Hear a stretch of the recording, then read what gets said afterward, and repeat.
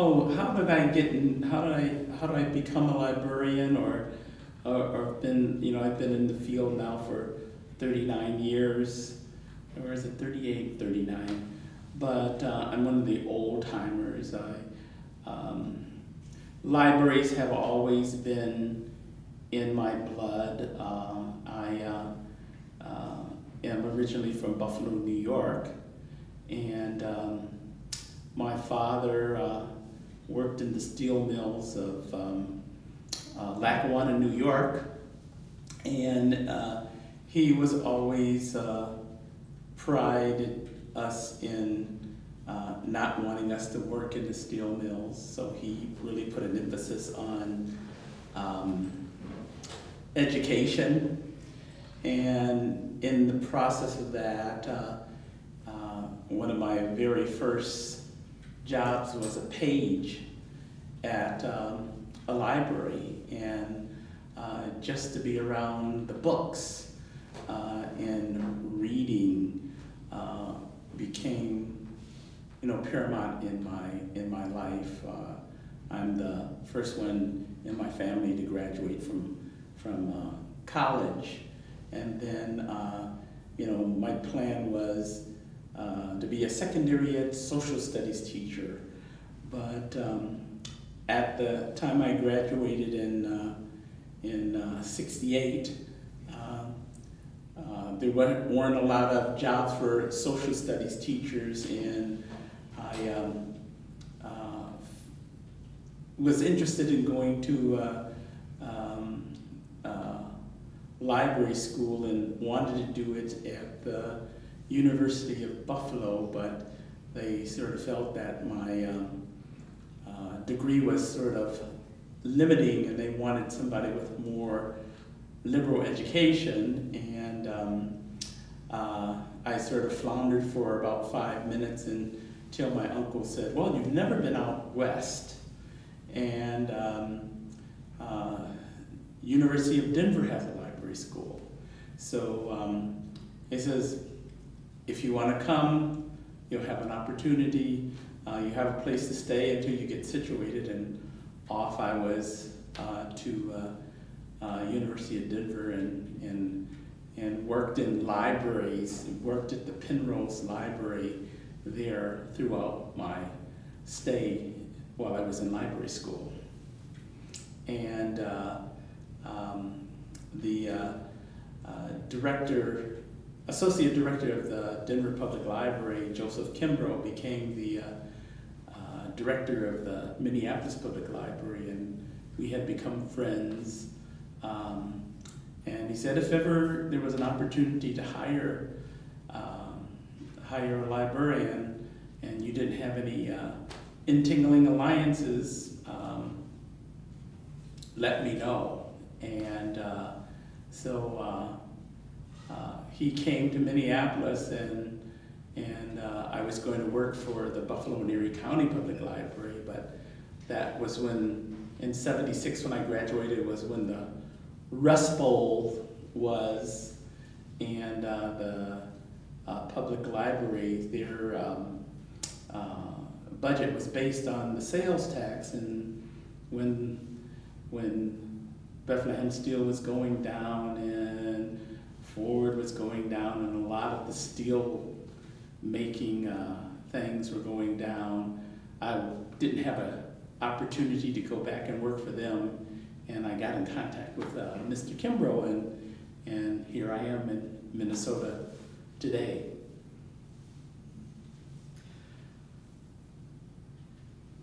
So, what did reading come to mean to you as you developed your kind of love of books? It became sort of that fantasy land. As an African American boy, you always thought, or your life journey was sort of measured. I wasn't an athlete like my two brothers, and so I sort of embraced education as the thing that singled me out as to who I was. And so reading vivaciously, it took me to the moon, it took me to the bottom of the ocean with Danny Dunn. It took me to the moon, it took me to Africa, it took me all over the world. So that love and that nurturing of the word became exciting to me, because it gave me an opportunity to go to places I didn't think I would be able to go. You also have a kind of career as a storyteller. Yes,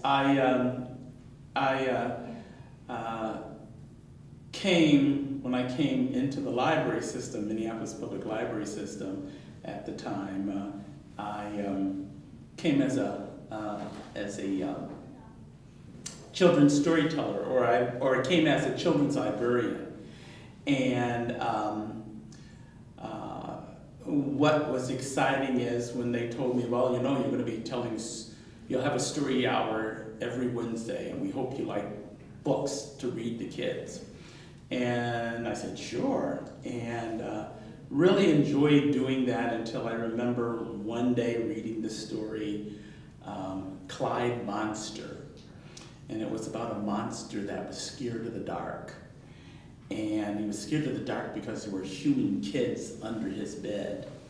And I started reading that story, and one of the children wasn't ready for it, so she started to cry, and then when she started to cry, he started to cry, and then another child started to cry, and everybody was crying, so I had to think about how to get these kids back. And I remember some of the stories and nursery rhymes that my mother would always tell us and sing to us. And so I started singing and telling that tales, and it brought the kids back. So it gave me an opportunity to see how books and oral tradition of storytelling could be used to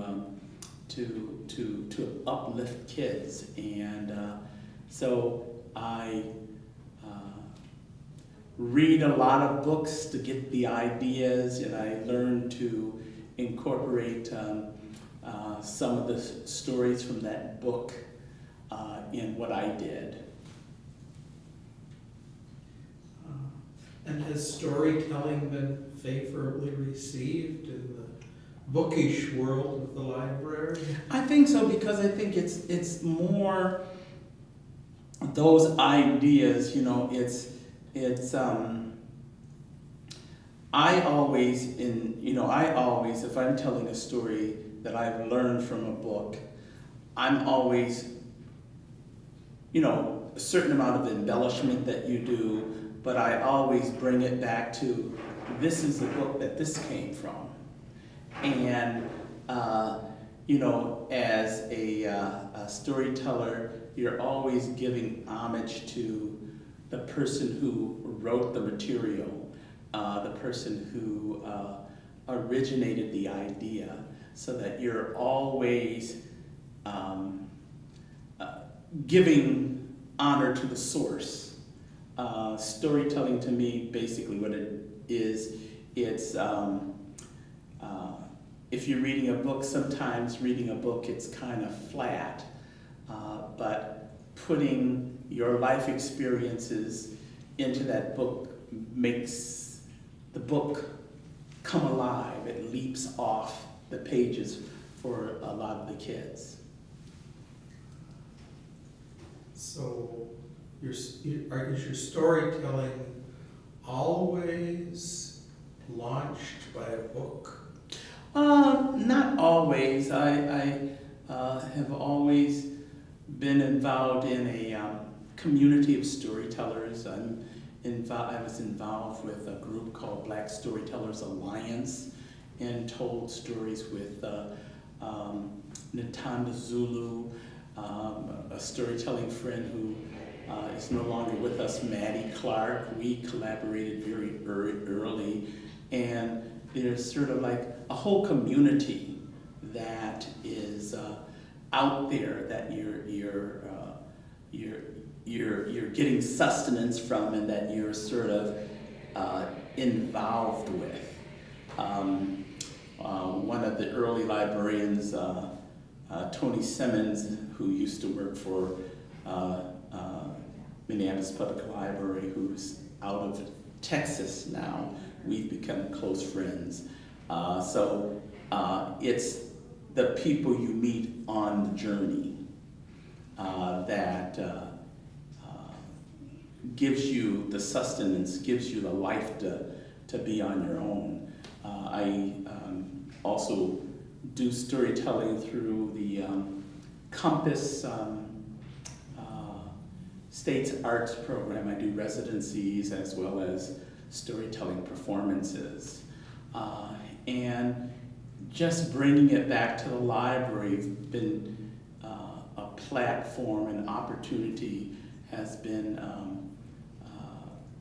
a place in which we still nourish the whole idea of the importance of books and the importance of how libraries are hallmarks to our society, basically.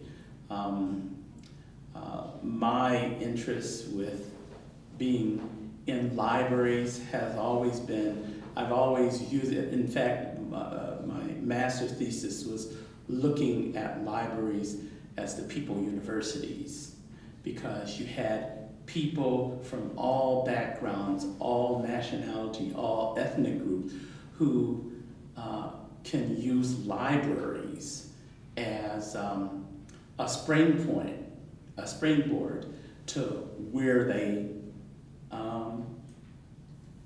get the information that they need. I was basically with Minneapolis Public Library for over 33 years, and then when Minneapolis merged with Hennepin County, it's given me an opportunity to see a thriving multi-level library. Hennepin County, we have 41 libraries, and also the importance of how libraries are in people's lives. We have Friends of Libraries that are promoting our libraries and doing a lot of the work that helps to sustain libraries. They advocate for us. They in most cases, do book sales for us, and they advocate to our county commissioners about the importance of libraries and how it's important to their lives.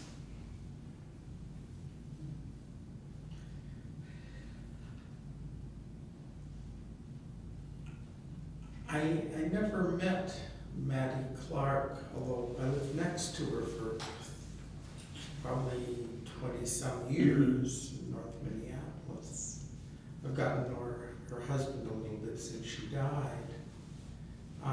So that's a Mississippi tradition. And you come from a northern tradition. And so when you get together with African American storytellers, do you find that there are common themes, or are you telling very different stories in different parts of the country, or how does that work? Well, I think it's common traditional themes, but with a twist.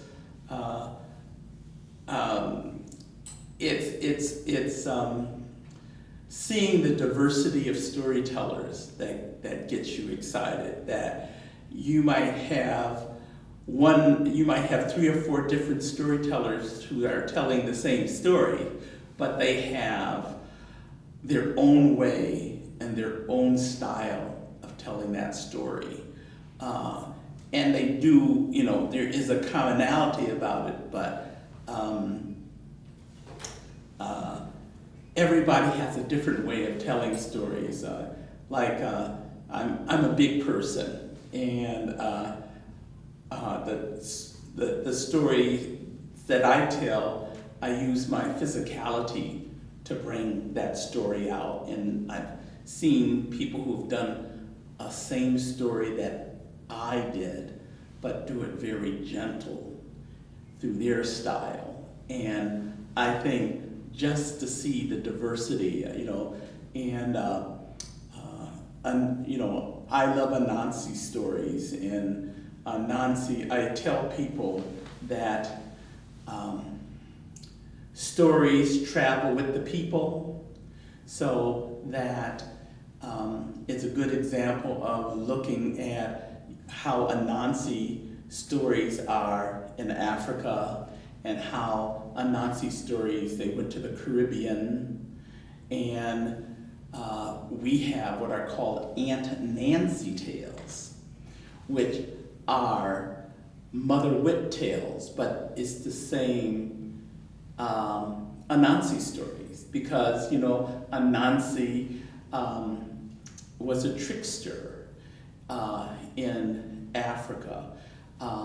He's a Spider-Man in the Caribbean, and it's only natural that Aunt Nancy tales would become those stories of giving the mother wit of how you need to live in the society in which you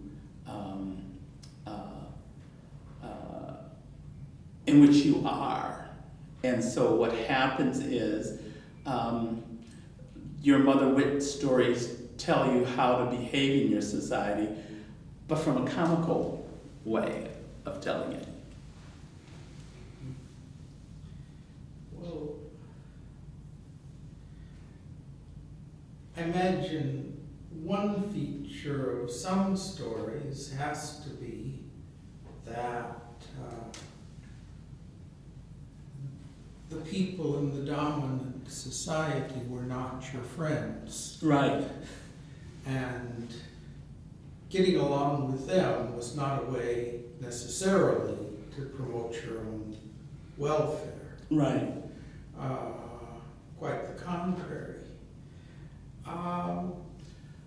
So, how do you see the message? I mean, think of a bunch of African American kids coming in for story hour and soaking up mother wit. Mm-hmm. What do you see being carried in these stories as messages? The messages that I see sometimes is, for example, with your mother wit tales, is that structure of how you have to use your intellect sometimes over your brawn. You have to be able to, there's a Paul Laurence Dunbar poem called We Wear the Mask. And it's we wear the mask that grins and lies, that shades our cheeks I may be paraphrasing it wrong. But it's for your own protection. A lot of times you needed to smile.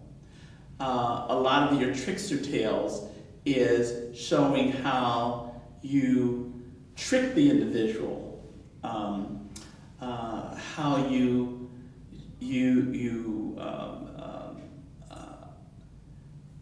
save dignity within yourself. A lot of the stories were coded, so therefore you were saying something that might seem like it's a nonsensical tale, but it has a message that the people sort of understand. a riddle I like to tell the kids when I end my stories is saying, why is it that in all the stories told by the warriors, the lions always lose? And a lot of times the kids, well, because, you know, the warriors, they have weapons. The warriors are strong. The warriors, you know, work in groups or in packs. And I let them imagine that, but I said, well, you know, that's not true. I said, what's true is this. It will always be true until the lions start telling the stories. So I say to them, I said, you are the little lions. And I said, your elders and your parents are the warriors. So what your job is to do is to gain all of their knowledge, gain all of their stories. But until you begin to start telling your stories, there's going to be somebody else out there that tells your story. But it's always going to be from their point of view. So what you have to be about in society is to be learning what society has to offer. And then you have to use that knowledge. My father always said to me, that's the one thing that nobody can take from you is your education. So he didn't want me to work in that steel mill in Lackawanna, New York. He wanted me to get an education so that I would not have to work in the 115 degrees in the plant. And he wanted me to make a place for myself other than what he was. He worked hard. He worked 44 years in plant. But he always wanted his kids to surpass what he did. So, how is it with the lions these days? I mean, do you run into young African American storytellers who are telling their own stories or different stories? Oh yeah, you know, I see it daily. I tell people the way you share a story over the fence, or when you have, you know, when you have that basketball game in which you embellish what you did, that's telling the story. But I think our youth are using poetry slams, they're using getting together and telling their stories as a way of expanding their lives. There's the National Association of Black Storytellers, and they have a traveling conference every year in different parts of the country. And one of their elements that they really focus in on is to giving the opportunity of young storytellers to tell their stories. You know, when I do my residencies at Compass, what I sort of see, my job is to develop a cadre of, or a circle of storytellers. You know, usually one of the elements during the residency is to do a community event after, in which I pull together a group of storytellers, and I may tell a beginning story or an ending story to end the event, but I get storytellers to themselves tell their own individual stories. Could be something that they learned from me, but I try to get them to embellish it the way they would tell the story rather than parrot me. as a storyteller and having opportunity to tell stories throughout the system, I remember one when I moved to another library, and I've worked in, I would say, all of the Minneapolis public libraries, and I'm working in almost, I wouldn't say all of the Hennepin County libraries, but I've worked in a number of them. And I remember early in my career when someone said, well, you know, Jerry, I won't be able to tell a story like you tell a story. And I sort of said to him, that's correct, because I'm me and you are you. You have to develop your own voice as a storyteller. You cannot tell that story the way I am. You have to find your own voice. And when you find your own voice, that is what's going to make you a great storyteller.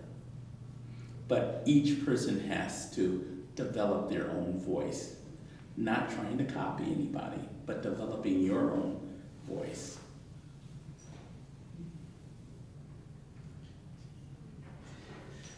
So, I mean, I know what you're talking about because my dad was a storyteller. Mm-hmm. I used to say he always was grateful when we brought somebody home, Mm-hmm. because it was less embarrassing to tell the stories he was going to tell anyway, if there was somebody there who hadn't heard them. But I wonder, I mean, that's an Irish thing. Mm-hmm. But I wonder, in the family gatherings you go to and the families you know, is this practice being kept up? Is storytelling alive and well around the dinner table? I think it is. I think with the advent of the media, we may stray away from it, but I'm very much getting involved in the genealogy movement. I'm seeing more and more Black folks getting involved and wanting to do genealogy. And one of the things that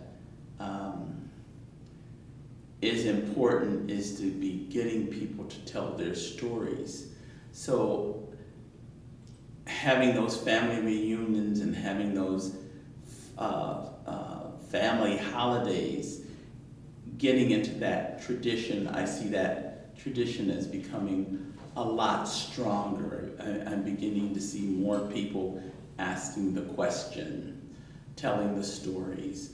I am going to be doing a little workshop at a future family history fair that's going to be done in November. And what I'm going to be talking about is the oral tradition and how to use the oral tradition to prompt people to be telling their stories and using those elements, using those pictures. I'm always interested in knowing where people migrated and trying to get people to start talking about those migratory stories as to where they came from and how they got to be here. So I think it's following through, but it's taking a little more prompting to get people to start talking about it. Sometimes when I talk to seniors or talk to individuals who may not feel that they have a legacy to pass on because they don't have the financial aspect of it, or they don't have what they might think is something to pass on. And I always say, your legacy is your story. So many times people may use that storytelling as a way of being a catharsis as to, for my time here, what have I accomplished? And when you have kids and you raise them, those stories of how you raise them can give wisdom to someone else or to another family member, because it's important to get people to talk. We don't do it as much as we used to, but I think more and more people are feeling that importance to develop a sense of community. Thank you.